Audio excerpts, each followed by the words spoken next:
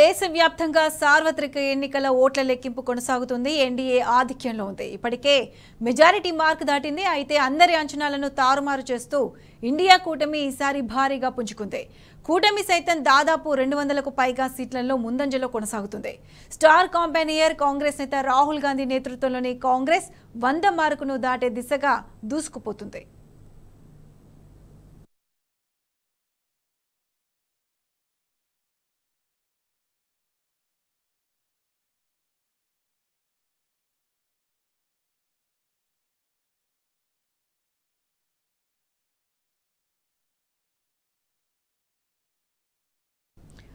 BJP కంచుకోట యూపీలో అనూహ్య ఫలితాలు వెలువడుతున్నాయి. 2019 లోక్సభ ఎన్నికలతో పోలిస్తే ఇండియా కూటమి ఇక్కడ మెరుగుపడుతున్న సంకేతాలు కనిపిస్తున్నాయి.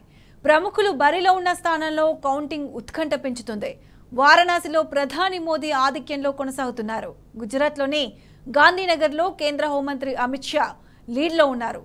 కేరళలోని వయనాడ్, ఉత్తరప్రదేశ్లోని రాయబరేలీలో రాహుల్ గాంధీ లీడ్లో ఉన్నారు.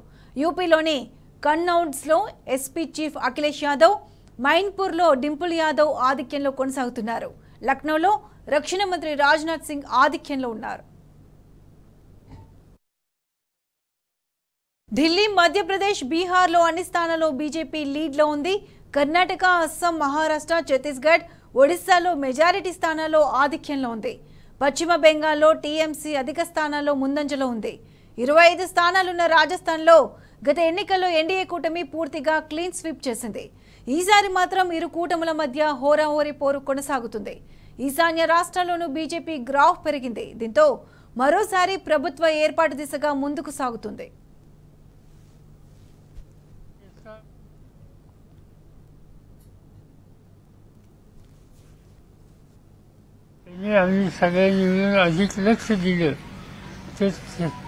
आज उत्तरेकडचा जो चेहरा आहे तो बदलायला एक अनुकूल अशा प्रकारचं चित्र दिसतंय आणि त्यासाठी आम्हाला लोकांच्याकडून काळजी घेतली जाईल.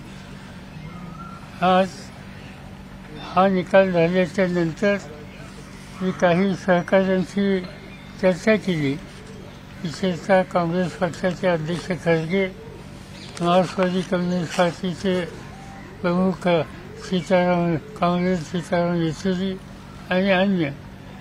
तर त्याच्यामध्ये कदाचित अजून नक्की नाही, पण उद्याच्यालाच दिल्लीमध्ये बैठक होण्याची शक्यता आहे. आणि त्याचा संदेश आज संध्याकाळपर्यंत मला आणि आमच्या इतर सहकार्यांना मिळेल. ते असेल तर उद्याच्या बैठकीला आम्ही तातडीने जाऊ आणि एकंदर पुढचे धोरण, पुढची नीती ही सामूहिकपणानं चर्चा करून ठरवू, एवढंच या ठिकाणी मला सांगायचं. आज या निवडणुकीमध्ये अनेक गोष्टी चांगल्या घडलेल्या आहेत. राष्ट्रवादी काँग्रेस पक्षानं जयंत पाटलांच्या नेतृत्वाखाली आम्ही जागा मर्यादित लढवल्या. सगळ्या मिळून आम्ही 10 जागा लढवल्या.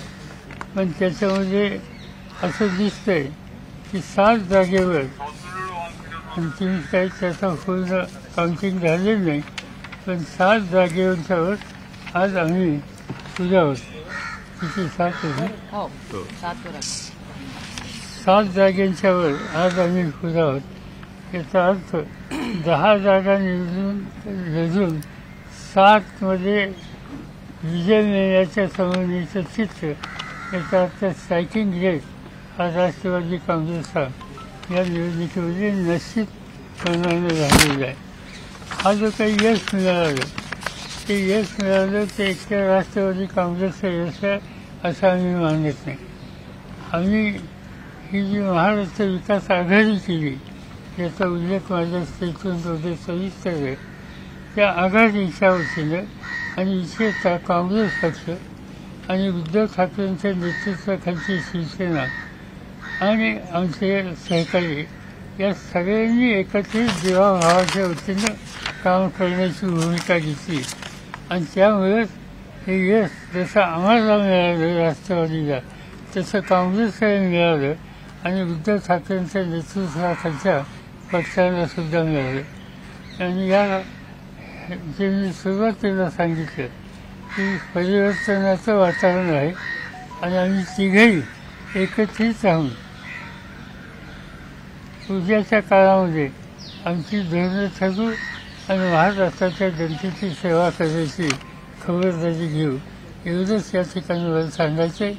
उद्याची बैठक ही दिल्लीला आज संध्याकाळी करेल ठरेल आणि ती झाली तर त्या बैठकीला माझी उपस्थिती असेल.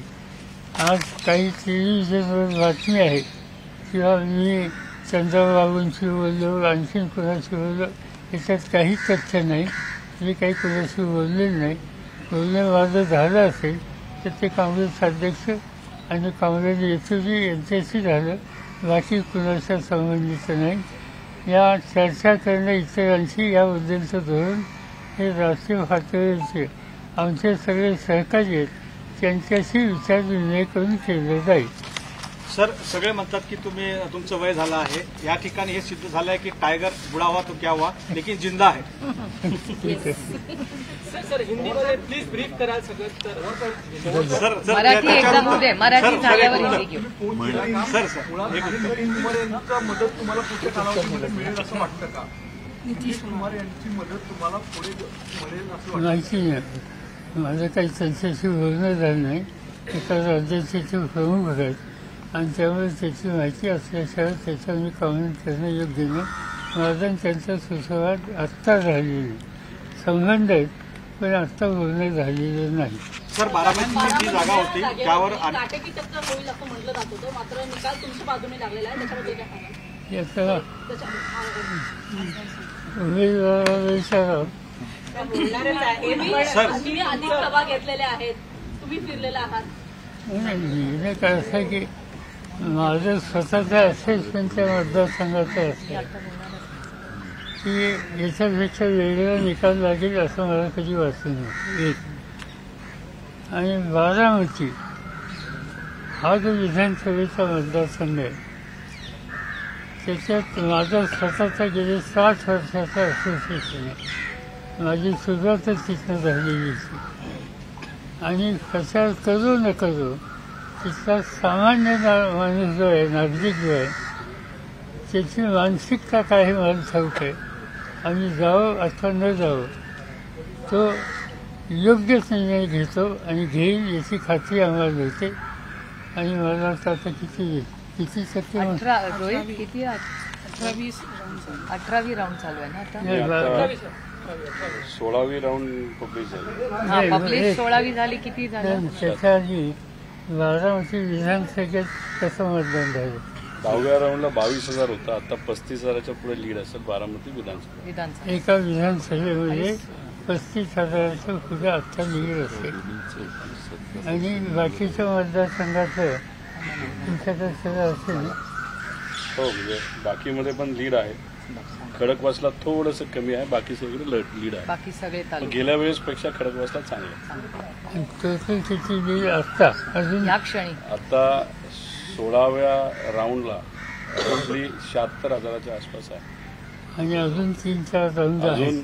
6 ते 7 राऊंड बाकी अच्छा, आहे. 6 ते 7. आजचा निकाल लागला आहे. यानंतर विधानसभेपर्यंत महाविकास आघाडी अजून जास्त एक ताकदीनं पुढे येईल असं वाटतंय का? चर्चा अशा होत्या की हा लोकसभेचा निकाल महाविकास आघाडीला सुद्धा म्हणजे वेगवेगळं करतील, सगळे पक्ष वेगवेगळीकडे दिसतील. तुम्हाला काय वाटतं? पक्की झाली अजून? आमची साधारणतः जो विचारविनिमय होतो आणि झाला आहे त्याच्यामध्ये महाराष्ट्र ही विकास आघाडी जी आहे त्या विकास आघाडीच्या वतीनं आम्ही सामूहिक कष्ट करू, प्रयत्न करू, लोकांच्यात जाऊ आणि उद्याचं महाराष्ट्राच्या विधानसभेचं चित्र बदलायला जे आमचे प्रयत्न चालूच आहेत त्याला हा निकाल आम्हाला अधिक प्रेरणा देणारा आहे आणि म्हणून हे काम आम्ही चालू ठेवू. Expect the alliance partners of the BJP to break away and come on the India alliance.